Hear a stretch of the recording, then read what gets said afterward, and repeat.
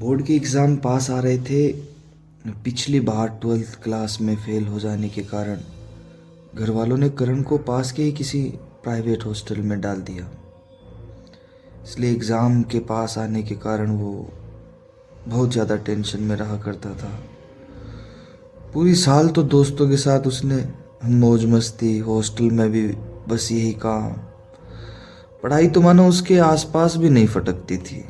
लेकिन जब अब एग्ज़ाम के सिर्फ 1 महीने बाकी रह गया था तो उसने सोचा कि अब की बार भी पूरा साल बर्बाद कर दिया और अब तक पढ़ाई नहीं की और अब तो केवल 1 महीना ही बाकी है।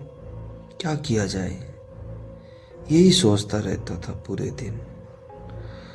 पूरे दिन टेंशन में घिरा रहता। स्कूल में भी उसका मन भी नहीं लगता था। किताबें जब भी लेकर बैठो समझ नहीं आता था कि कहाँ से पढूं, कहाँ से नहीं पढूं। वो जाए तो कहाँ जाए, क्या करे। एक दिन रात को ऐसे ही किताबें लेकर पढ़ते हुए उसकी आंख लग गई। करीब रात को 2:05 पर उसकी आंख खुली। उसने घड़ी में देखा तो 2:05 हो रहे थे। सभी हॉस्टल में सो रहे थे। हॉस्टल पूरा सुनसान पड़ा था। उसने अपनी खिड़की से बाहर देखा तो हल्के बादलों से चांद की रोशनी उसके कमरों की तरफ आ रही थी। लेकिन इसी के साथ कुत्ते के भौंकने की भी आवाजें आ रही थी।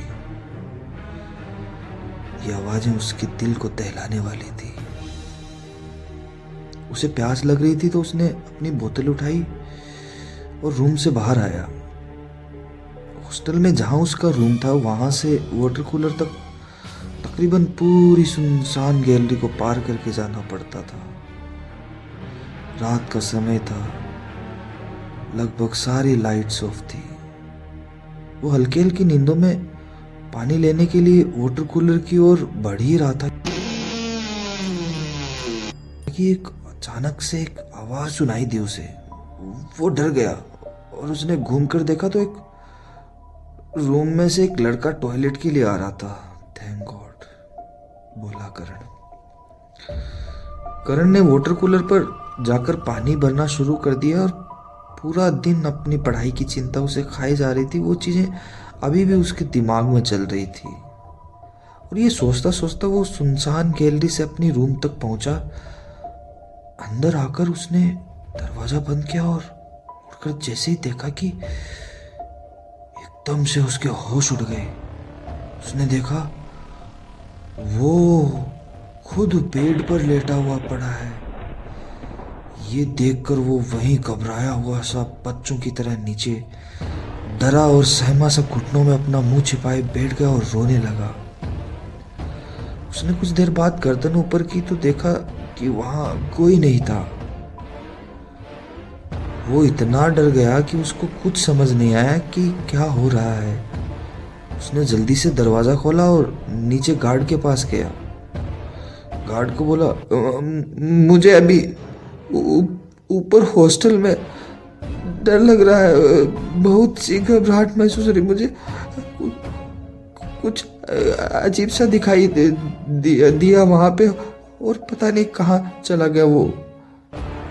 गार्ड ने कहा, इस हॉस्टल में एक अमित नाम का लड़का रहता है। उसने एक दिन छत से कूदकर अपनी जान दे दी थी। कहते हैं उसकी आत्मा इस हॉस्टल में रात को दिखाई देती है। ये कहना था उसका कि इतने में उसे सामने खड़ा कोई दिखाई दिया और वो उसे आवाज दे रहा था। तो गार्ड बोला कि तुमको शायद वार्डन साहब बुला रहे हैं, जाओ और आराम से अपने कमरे में सो जाओ। उसका मन बड़ा ही विचलित हो रहा था, पर इतनी रात गए वो करता भी क्या। उस आवाज की ओर डरते डरते कदम बढ़ाने लगा। जैसे ही वो हॉस्टल के गेट पर पहुंचा तो उसने देखा कि वो खुद ही वहां खड़ा है। वो ये देखकर इतना डर गया और बेहोश होकर वहीं गिर पड़ा। अगली सुबह जब उसकी आंख खुली तो उसने देखा कि उसके कमरे में हॉस्टल के कई लड़के उसके चारों तरफ खड़े हैं। वो उस रात इतना डर गया कि समझ ही नहीं आ रहा था कि क्या किया जाए।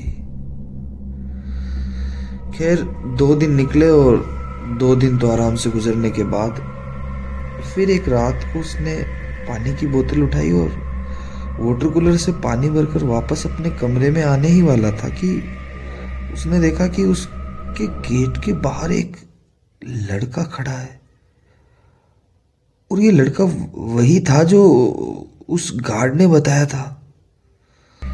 वो एक बार फिर घबरा गया और डर गया और डरता हुआ तेजी से वो अपने दोस्तों के रूम की तरफ भागा। अगली सुबह वो घर आया और उसने अपने पेरेंट्स को ये सारी बातें बताई।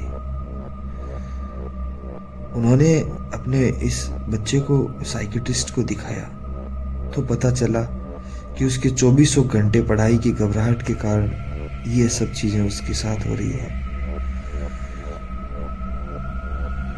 फिर उसका ट्रीटमेंट हुआ और उसे साइकियाट्रिस्ट के से इलाज लेना पड़ा।